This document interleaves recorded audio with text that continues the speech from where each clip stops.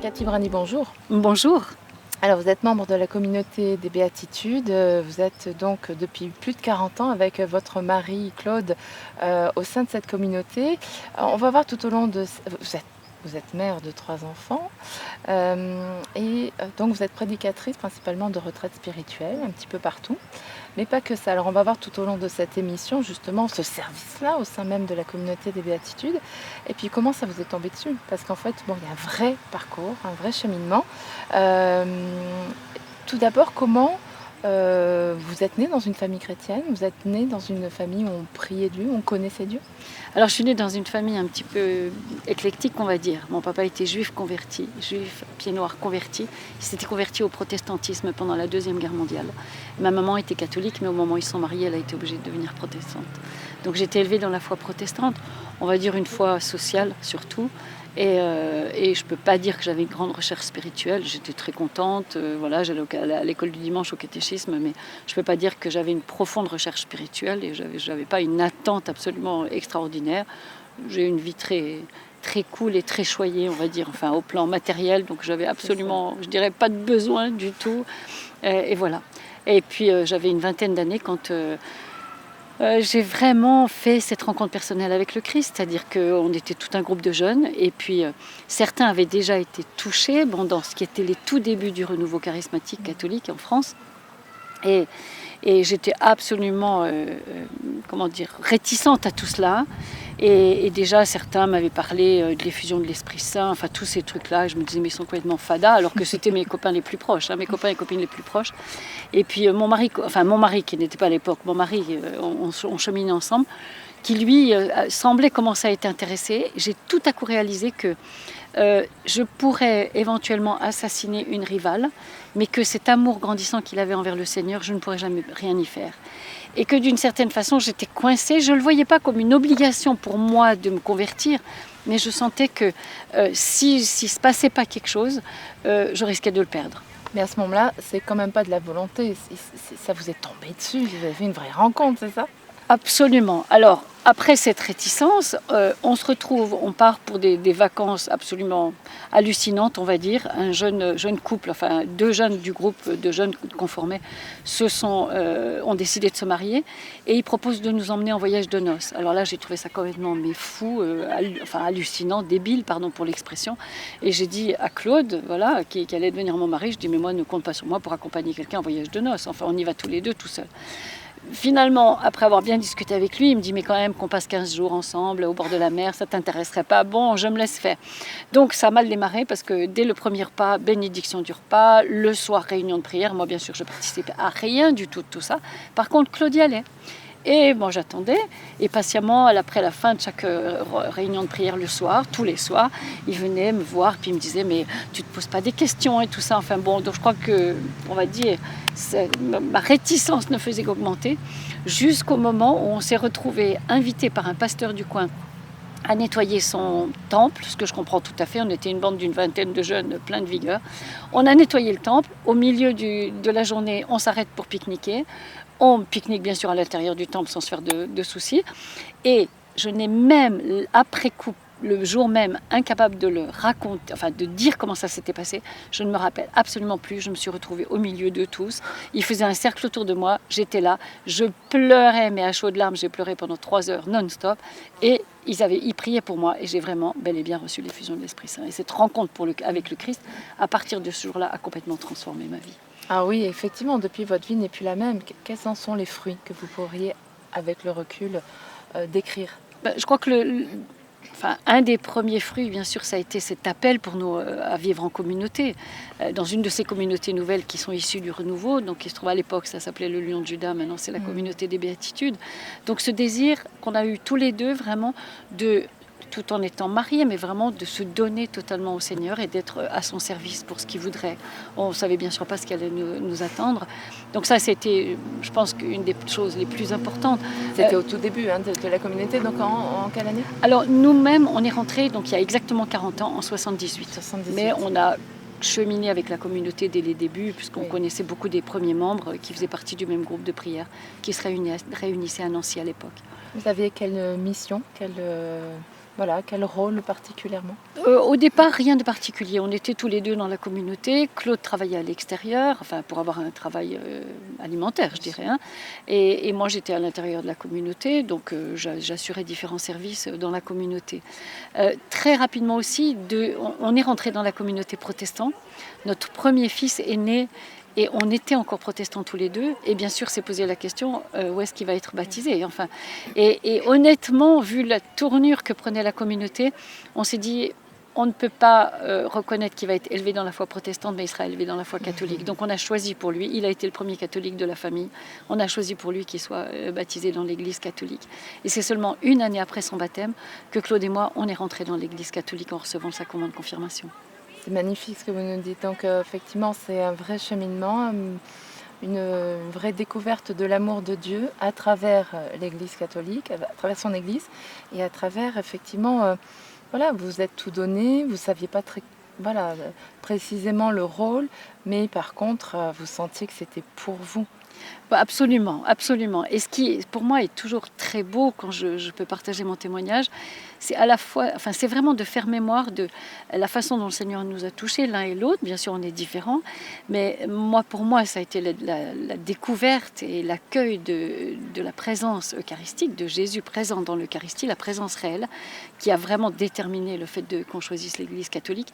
Et au moment même de ma confirmation, j'ai tout de suite dit au prêtre qui nous préparait, et je l'ai chargé de dire à l'évêque qui allait nous confirmer, que pour moi, c'était la présence réelle dans l'Eucharistie, rien d'autre.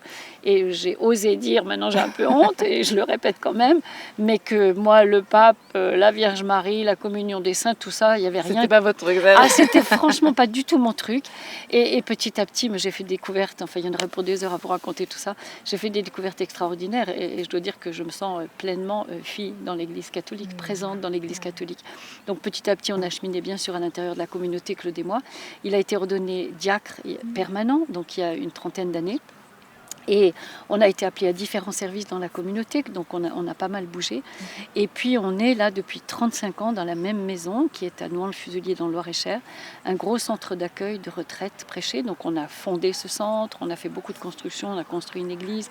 Et puis on s'est rendu compte très rapidement qu'avec les retraites, que c'était trop dommage que ça soit limité à un certain nombre de personnes. Et on s'est dit qu'il faudrait agrandir. Et c'est là qu'est née l'idée de créer la maison d'édition des Béatitudes pour que tout ce que les gens recevaient, les retraitants recevaient, bien ça puisse être diffusé à une plus grande dimension. Voilà, c'est ça, c'était dans les années 81. Effectivement, vous avez senti l'importance du lien, de faire le lien entre les prédications et les livres. Il fallait qu'il y ait du contenu qui reste. Absolument, voilà, c'était que le contenu reste, ça vous avez raison, et aussi cette dimension d'évangélisation, c'est-à-dire que des milliers et des dizaines et peut-être des centaines de milliers de personnes puissent profiter de ce qu'une petite poignée avait reçu en venant suivre une retraite. Qui lit les éditions des Béatitudes ? Oh, je crois beaucoup de gens, et bien sûr pas seulement en France, puisque maintenant on vend régulièrement les droits de nos livres dans le monde entier. Et on a bien sûr un auteur best-seller qui est le Père Jacques Philippe, et qui maintenant on publie des livres qui se vendent à des dizaines et des centaines de milliers aux États-Unis, en Espagne, enfin vraiment dans beaucoup de pays. Je crois qu'il est traduit aujourd'hui dans 30 langues. Et puis maintenant, de plus en plus de nos auteurs sont connus à l'étranger. Et bien sûr, on fait aussi l'inverse, c'est-à-dire que nous, et moi je suis plus particulièrement chargée de cette dimension de la liturgie étrangère, de voir en dehors du français ce qui a pu être publié et qui pourrait être intéressant pour notre maison éditoriale et surtout pour les lecteurs francophones. Alors si on parcourt, parce que vous aviez plusieurs casquettes, si on parcourt une autre casquette qui a été dans votre vie importante quand même, et puis symboliquement, c'est d'organiser des retraites, notamment 2 qui ont lieu à Ars, dédiées pour les prêtres. Parlez-nous-en, c'est vrai que c'est un vrai chemin là dans l'Église de voir la place de la femme évoluer et prendre des responsabilités. Vous avez tout à fait raison. Ça, je dois dire que la première retraite m'a été, oui, inspirée. Vraiment, je le reconnais par le Saint-Esprit. Et c'était tout à fait fortuit. On avait une sœur irlandaise, sœur Bridge McKenna, avec un prêtre irlandais qui était venu prêcher une retraite de prêtre dans la maison où nous sommes à Nouan-le-Fuselier. Et à la dernière minute, avant qu'ils partent, on venait de terminer le petit déjeuner, ils reprenaient la route et je leur dis comme ça à brûle-pourpoint, vous avez déjà prêché à Ars? Et ils me regardent tout à fait interloqués, ils me disent non, on n'y est jamais allé. Et pour moi, ça faisait 25 ans qu'ils prêchaient déjà des prêtres. Je dis mais comment est-ce qu'on peut, enfin parce que c'est un des saints patrons de la communauté, comment est-ce qu'on peut imaginer parler à des prêtres sans être jamais allé à Ars? Et tout de suite, moi, je leur ai dit, eh bien écoutez, si vous êtes d'accord pour prêcher, moi je m'occupe de tout organiser. Ils m'ont dit d'accord. Donc bien sûr, j'ai pris d'abord les autorisations nécessaires dans la communauté. Et ensuite, il a fallu que j'aille jusqu'au Vatican pour faire cette proposition. Bien sûr, d'abord la conférence épiscopale de France et puis le Vatican. Moi, j'étais complètement terrorisée. Et je suis arrivée à la congrégation pour le clergé. Puis voilà, j'ai présenté le projet. Donc vous imaginez l'étonnement de l'évêque à l'époque, qui était le secrétaire de la congrégation, qui me regarde et qui me dit « Attendez madame, vous voulez me parler d'une retraite pour prêtre organisée par une femme et prêchée par une femme ?» Je dis « Oui, vous avez tout à fait tout bien compris. » Je crois qu'il hallucinait, le pauvre, il n'avait jamais vu ça. Mais de fait, il l'a, je pense, un peu amusé. Il m'a dit « D'accord » et puis il nous a beaucoup soutenus, beaucoup aidés. Et donc il a bien accueilli. Et ce qui paraît incroyable, c'est cette confiance-là, alors que ça dénotait, c'était une bombe à l'époque. Absolument, c'était tout à fait une bombe, mais je crois aussi que c'était vraiment dans la ligne déjà de tout ce qu'on voyait, puisque c'était Jean-Paul II à l'époque qui était pape, mais de voir tout ce qui était déjà en germe et tout ce qui était prophétique et qu'on voit maintenant vraiment éclore. Bien sûr, ça venait de plus loin, de Paul VI aussi. Et cette confiance, voilà, ça s'est fait comme ça. Cette confiance que cet évêque, le secrétaire à l'époque, m'a faite. Et vraiment, je crois que ça a été une grande bénédiction. Bien sûr, on avait l'accord et le soutien total de l'évêque de l'époque, Monseigneur Bagnard, l'évêque de Beléars, et des prêtres sur place. Et du coup, cette première retraite, il y avait 850 prêtres, et une retraite bien sûr internationale. Vous avez eu des retours des prêtres, ils ont été touchés, la manière dont cette prédicatrice internationale a pu se donner un message? Bien sûr, alors là, mais sans arrêt. Et alors ce qu'il y a de très drôle, c'est que l'évêque du lieu, donc une fois que la retraite s'est terminée, me dit, on recommence Cathy. Et moi, pardon pour ma naïveté ou bêtise, je l'avais reçu comme un événement d'une fois. Enfin, pour moi, c'était le Saint-Esprit qui m'avait inspiré pour cette fois-là, point. Et donc j'étais réticente, puis je lui ai dit, écoutez, non, je vois pas, enfin moi c'était une fois. Et tellement puis, ça a plu, il était redemandeur. Mais bien sûr, tellement ça a plu, il était redemandeur, et puis j'ai résisté, et puis un soir il m'appelle, et puis il me dit, Cathy, est-ce que vous croyez que les évêques reçoivent le Saint-Esprit? Je lui dis, comment, monseigneur? Je crois vraiment qu'ils reçoivent la plénitude du Saint-Esprit. Il me dit, eh bien donc on va dire que c'est l'évêque du diocèse qui vous demande d'organiser une deuxième retraite pour prêtres. Donc on s'est lancé dans cette deuxième aventure. À ce moment-là, on a invité le cardinal Schönborn, l'archevêque de Vienne, à venir prêcher, Vienne en Autriche. Et je dois dire que ça, c'était absolument, là aussi, c'était miraculeux, parce que vous savez, quand c'est au plan international, il faut prévoir ça au moins 3 ans à l'avance. Oui, 3 ans. Et donc, on avait prévu ça en 2006. Et voilà. Et tout à coup, début 2009, et la retraite avait lieu en septembre 2009, début 2009, voilà que le pape Benoît XVI annonce l'année à venir à partir de juin comme l'année sacerdotale. Alors là, nous, on était complètement soufflés. Et bien sûr, certains prêtres ont pensé qu'on était de connivence avec le pape Benoît XVI, mais rien du tout. Du coup, ça a été, là, je dirais presque une explosion, puisqu'il y avait 1250 prêtres qui étaient présents. Et c'était quelque chose d'absolument extraordinaire. Et je dois dire que encore aujourd'hui, je peux aller dans n'importe quelle ville dans le monde, je tombe sur des prêtres qui me disent « Oh, la retraite d'Ars !» Enfin, vous voyez, je crois que ça a beaucoup, beaucoup marqué. Et vous, ça vous a apporté quoi exactement? Je crois que ça m'a donné d'abord une énorme joie de voir ces prêtres, de pouvoir, voilà, on a veillé à s'en occuper, à veiller sur eux, vraiment pour pouvoir les entourer, pour qu'ils puissent accueillir ce que le Seigneur avait préparé pour eux. Et je crois que ça m'a beaucoup personnellement donné un équilibre de relation avec eux. Et je crois que ça, c'est indispensable pour les femmes. Parce qu'on a beaucoup de qualités, les femmes, et on a aussi des défauts. Et je crois que beaucoup d'entre nous, dans les paroisses ou dans différents lieux, on n'a pas une bonne relation avec les prêtres. Et le péché peut être partout. Je n'accuse personne directement. Mais je crois, quand je vois des prêtres tomber, je me dis... je crois que nous avons, nous les femmes, une grande responsabilité. Il y a une responsabilité dans quoi? Dans le côté séduction, voilà, il y a un vrai danger, un vrai combat là-dessus. Vous avez tout à fait raison. Moi, je dis souvent aux femmes, quand je leur parle de cette relation avec les prêtres, je dis, vous voyez, il faut qu'on soit ajusté. C'est-à-dire que la femme, spontanément, parce que j'ai recherché un petit peu, mais la femme, spontanément, elle est spirituelle, elle est naturellement spirituelle, on va dire. Donc elle a envie, elle a soif des choses de Dieu, hein, même quand elle lutte avec ça parfois, mais elle a soif, spontanément.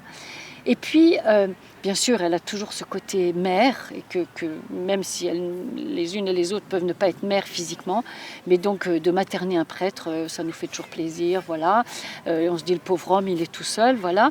Et puis, de fil en aiguille, on peut aller un petit peu trop loin. Et puis surtout, vous savez, les femmes mariées souvent disent, oh, moi, mon mari ne m'écoute pas.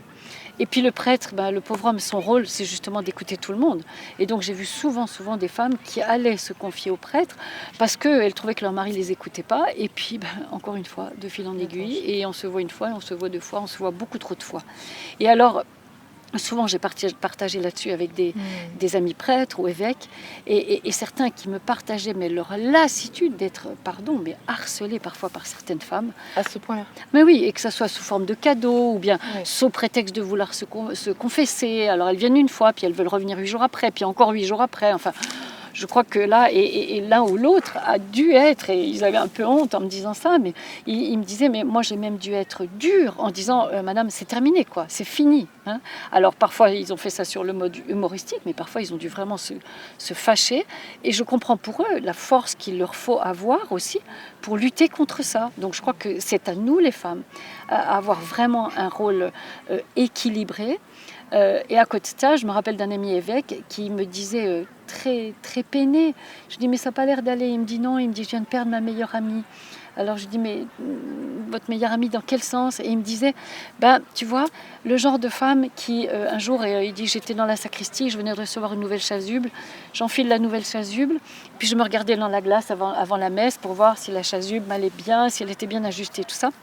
Elle rentre à ce moment-là dans la sacristie, et elle me regarde et elle dit, c'est la gloire de qui que nous allons célébrer dans quelques instants dans l'église. Et il dit, tu vois, avoir quelqu'un qui peut te le dire en toute fraternité, vraiment. Il dit, ça, on en a besoin. Mais il faut justement que notre rôle soit vraiment équilibré à nous, les femmes. Pour terminer, pour rester sur le sujet de la femme, des femmes qui peuvent être appelées filles de roi. Justement, vous avez participé récemment à un congrès filles de roi. Quel était l'objectif? Vous étiez dans la partie, je dirais, organisationnelle. Voilà, en quoi ça consistait?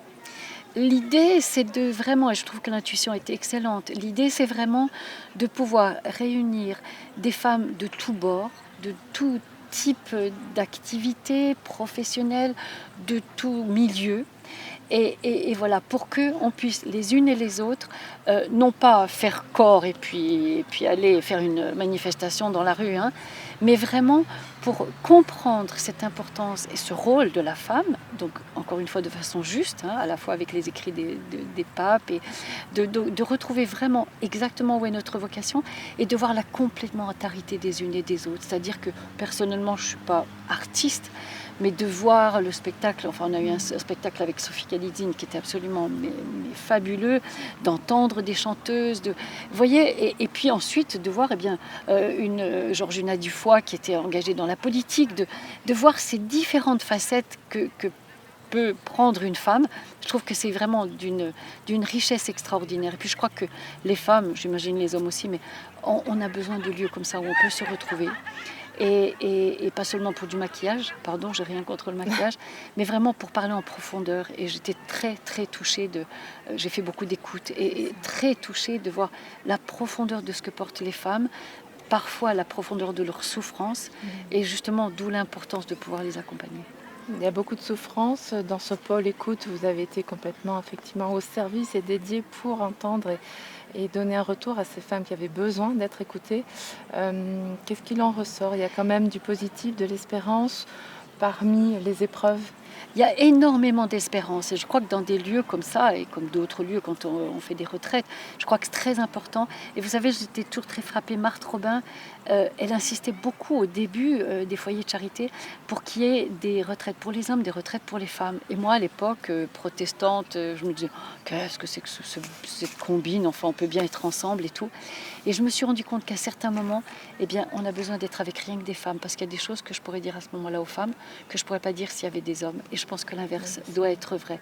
Donc il y a vraiment une grande espérance, et je crois qu'à travers vraiment l'ensemble des temps d'écoute que j'ai pu avoir, je me rends compte d'une certaine façon de la pauvreté. Non pas une pauvreté spirituelle, parce que ce sont des femmes qui prient, qui ont vraiment une relation avec le Seigneur, mais souvent du manque d'accompagnement, tout simplement. Et pour cheminer, où que ce soit, on a besoin d'être accompagné. Et donc, bien sûr, je les ai beaucoup encouragés à faire ça, et voilà, et on va se donner des tuyaux pour ça. Mais il y a vraiment une grande espérance. Je crois que c'est bon et beau.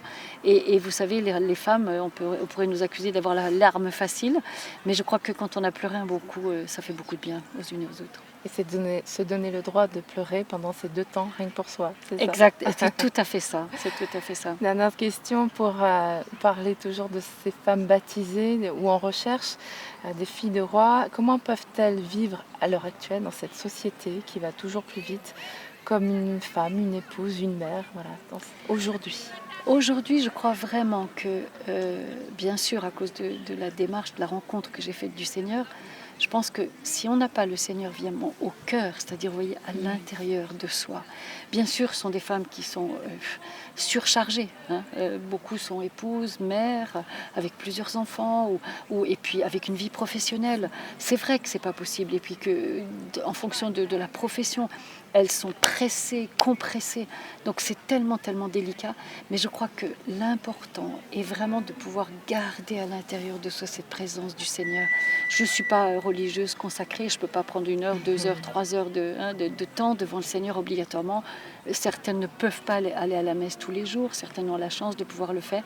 Mais de garder toujours à l'intérieur de soi, je dirais c'est ou la colonne vertébrale ou le cœur, je ne sais pas comment on peut l'appeler, mais vraiment cette présence à l'intérieur, et en une seconde, eh bien, j'y reviens et je peux remonter, regonfler.